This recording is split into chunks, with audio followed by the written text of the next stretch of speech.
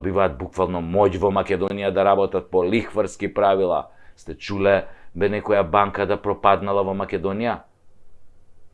Добре, има две, ама тие се политички чеда за да им се земе нели мандрата Македонска банка, Евростандард.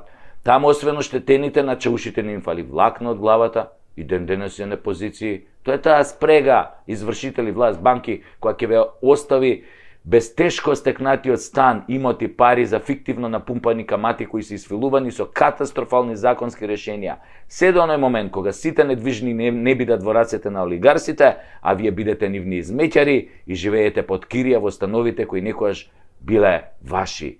Смрди страшно. Кој ќе преживее, ќе раскажува. Ковидот е мачкина кашлица за ова што се случува.